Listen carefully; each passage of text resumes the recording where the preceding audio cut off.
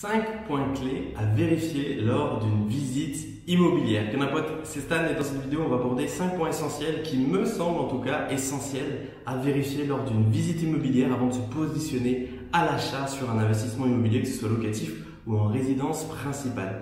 J'achète et je rénove cette année 15 appartements. Pour suivre l'évolution de tous ces travaux, je t'invite à t'abonner. Tu trouveras également en description un lien avec un PDF qui retrace tous ces différents points et qui va même plus loin sur tout ce qui est essentiel, tous les points essentiels réellement à cocher et à valider lors d'une visite immobilière.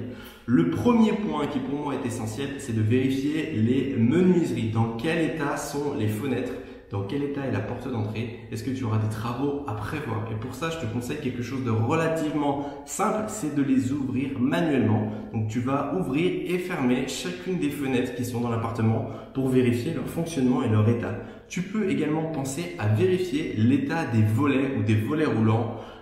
C'est toujours quelque chose qui va être assez onéreux à réparer ou à changer. Donc c'est important de savoir et de connaître lors de tes visites, l'état de ces volets. Est-ce qu'ils sont utilisables en l'état? Est-ce que tu vas devoir les sabler, peut-être les repeindre ou carrément les changer? Ce que tu peux regarder également, c'est autour des menuiseries. Est-ce qu'il y a de la moisissure? Parfois, il y a de la condensation, il y a une évacuation qui se fait pas au niveau de l'air et on va avoir des moisissures tout autour des fenêtres. Donc ça, c'est un bon indicateur aussi d'un appartement qui est soit inoccupé depuis longtemps, soit sur lequel il y a une mauvaise ventilation de l'air.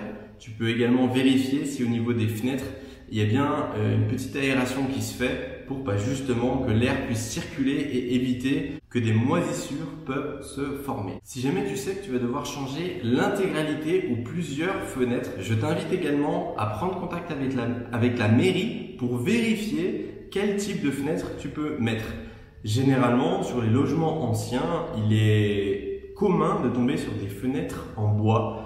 Sache que les fenêtres en bois à remplacer sont beaucoup plus coûteuses que des fenêtres en PVC. Donc, appelez la mairie avant même de te positionner à l'achat. Tu peux leur donner l'adresse du bien au service urbanisme et ils vont pouvoir te dire si le bien est dans une zone classée, peut-être dans une zone bâtiment de France. Et dans ce cas-là, tu sais que les délais de DP sont plus longs, de déclaration préalable sont plus longs pour changer les fenêtres et c'est potentiellement plus difficile de passer en PVC. Si tu es déjà sur du PVC, dans ce cas-là, pas de souci. Et puis si tu n'as pas changé tes fenêtres, dans ce cas-là, c'est encore mieux, il n'y a pas de problème.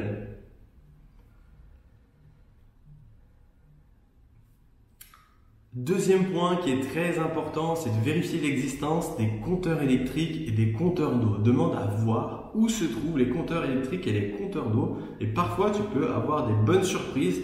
Il m'est déjà arrivé, moi, dans une visite sur un bien sur lequel je me suis positionné, où en fait, l'appartement était vendu comme un appartement, mais en y vérifiant de plus près, il y avait un compteur électrique, mais 2 compteurs d'eau, et dans la copropriété, c'était de l'eau qui avait été réunie. Donc j'avais la possibilité de rajouter simplement un compteur électrique et d'avoir une division par la suite qui est officielle.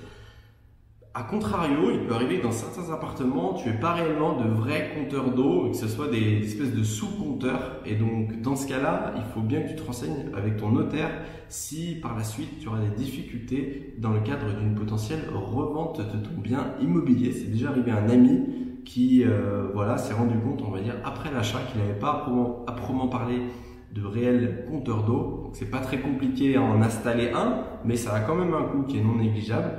Donc voilà, ce sont des choses qui sont à vérifier et notamment aussi la puissance électrique. Est-ce que tu peux potentiellement demain augmenter la puissance de ton compteur électrique? C'est aussi intéressant à savoir dans le cadre d'une potentielle division. Si tu achètes un 40, 45 ou 50 mètres carrés et que tu veux faire 2 appartements, il faut vérifier ce point-là au niveau de la puissance de ton compteur électrique, même si d'ailleurs ce ne sera pas une division officielle. La troisième chose que je vérifie systématiquement, c'est l'existence de la VMC dans la salle de bain, la cuisine et dans les WC. Est-ce que cette VMC est existante et est-ce qu'elle est motorisée? Parce que dans les logements anciens, bien souvent, elle n'est pas motorisée et moi, il m'est déjà arrivé dans des appartements que j'ai pu rénover de pas changer, de pas mettre tout de suite un moteur VMC et donc j'ai eu l'apparition de moisissures, notamment dans les placards et autour des fenêtres.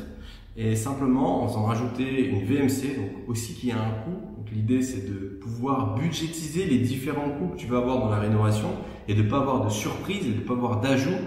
parce que c'est réellement comme ça que tu vas pouvoir faire ton offre de prix, en additionnant les différents budgets travaux que tu vas devoir mettre en œuvre pour demain louer ton appartement et le louer, on va dire, de manière d'avoir un bel appartement que tu puisses après louer sur une fourchette de prix relativement haute. La quatrième chose à vérifier, c'est la taille de tes fenêtres et la luminosité et l'exposition des fenêtres. C'est très important et le locataire, c'est vraiment un point essentiel pour lui, c'est qu'il ait une belle luminosité. Dès que tu vas avoir des logements qui sont relativement sombres, ça va être plus difficile à louer sur de la moyenne longue durée parce que voilà, on peut avoir un sentiment un peu d'enfermement quand on a un appartement qui n'est pas lumineux. Quand tu es sur la courte durée, c'est un peu moins problématique parce qu'on a un jeu de photos qui va pouvoir, on va dire, un petit peu cacher ces défauts de luminosité. Mais si tu veux réellement faire de la longue durée, c'est important, en tout cas, d'avoir vraiment une lumière qui soit correcte et qui puisse rendre agréable le fait de vivre dans cet appartement-là. L'exposition, la luminosité et la taille des fenêtres sont réellement des facteurs qui sont importants. Et puis, notamment aussi à la revente. Un appartement lumineux se vendra toujours mieux qu'un appartement qui est un petit peu sombre et qui fait un petit peu grotte. Le cinquième point, c'est de vérifier que tu as bien un diamètre 100 pour tes WC. Donc, c'est-à-dire un diamètre qui fait 10 cm. Parfois, tu as des choses qui sont un petit peu bricolées.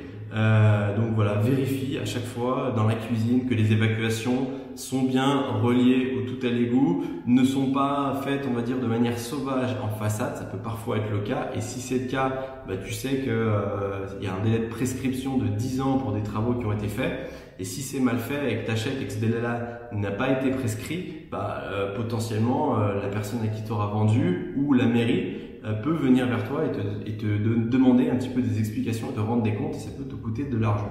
Donc c'est important de vérifier que toutes les évacuations sont bien correctes, sont bien aux normes et sont pas, on va dire, rejetées de manière sauvage dans, par exemple, une cuisine qui va se rejeter dans la gouttière de l'immeuble, par exemple. Ça, tu n'as pas le droit. Il faut réellement qu'il y ait une distinction et une séparation entre l'eau de pluie et les eaux usées. Et donc pareil, vérifie bien que l'évacuation des toilettes soit bien conforme et soit bien un diamètre 100, c'est important à la fois pour l'exploitation et on va dire quand ton locataire sera dans l'appartement, qu'il puisse être serein et ne pas avoir de soucis d'évacuation, de cuisine ou de salle de bain bouchée.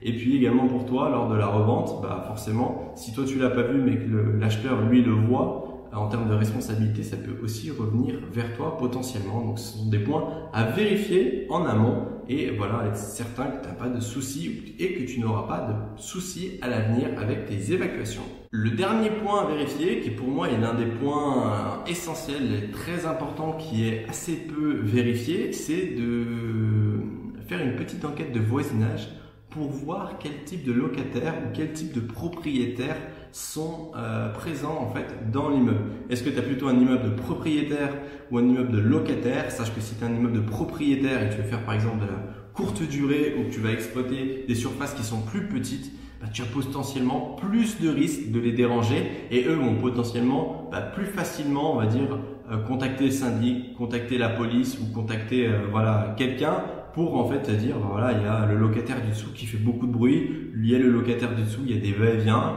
le propriétaire du dessous exploite l'appartement en courte durée et ça crée des nuisances dans la copropriété. Et ça, c'est des points réellement essentiels que tu peux avoir en fait avant d'acheter. C'est pareil, moi il m'est arrivé d'avoir des amis qui en résidence principale sont tombés sur des voisins au-dessus d'eux qui étaient insupportables, agressifs, qui faisaient du bruit constamment. Ils ont acheté, ils ont très vite revendu leur appartement alors qu'il était parfaitement situé, l'appartement était parfaitement aménagé, parfaitement agencé, ils s'y plaisaient, ils étaient vraiment bien dans l'appartement. Sauf que les voisins du dessus étaient tellement insupportables qu'ils ont dû déménager. Et ça, c'est quelque chose parfois qu'on oublie, c'est que l'environnement, à la fois l'emplacement de l'appartement, mais également l'environnement avec ses voisins, c'est vraiment quelque chose qui est important. Donc, essaye de te renseigner en amont de ton achat. Est-ce que les voisins sont bruyants en dessous, sur les côtés, au-dessus? Quel type d'appartement est-ce que c'est? Est-ce que c'est plutôt des grandes surfaces? Donc là, ça va plutôt être potentiellement des propriétaires qui vont vouloir être au calme. Et si toi, derrière, tu as des petites surfaces, ça peut créer des nuisances. Ça ne veut pas dire qu'il ne faut pas lâcher, mais c'est des informations qui sont importantes à connaître avant l'achat et qui peuvent parfois empêcher l'achat immobilier. Un autre exemple, moi j'ai mon beau-frère qui veut se positionner sur un studio donc à Lyon en dernier étage, et en tapant à la porte des différents voisins, je crois qu'il a tapé à la porte de 2 voisins, l'une d'entre elles lui a informé qu'un de ses amis qui était venu un soir s'était fait agresser dans les parties communes de l'immeuble et qu'en fait les parties communes étaient souvent squattées pour voilà, du deal de drogue. Et forcément, en pleine journée, tu ne croises pas forcément les personnes qui sont là pour faire leur commerce. Tu les vois un petit peu dans la rue, mais bon, tu regardes un petit peu le bâtiment, tu regardes un petit peu la façade. Tu fais pas particulièrement attention à ça. Demain, ton locataire, lui, il vient, il va passer 1 ou 2 semaines. S'il se fait déranger très rapidement, il va vouloir changer d'appartement. Et toi, très rapidement, tu vas devoir avoir plein de locataires différents, faire plein d'états des lieux d'entrée, plein d'états des lieux de sortie, à la revente. Si c'est des gens qui font attention au voisinage, tu vas avoir des difficultés à revendre. Donc, au-delà de l'aspect, on va dire, intérieur de ton appartement, vérifie réellement que l'environnement extérieur est aussi propice à une location calme, pérenne et sécure dans le temps. J'espère que cette vidéo t'a plu. Si c'est le cas, n'hésite pas à t'abonner. Quant à moi, je te souhaite une excellente journée et je te dis à très bientôt. Au revoir.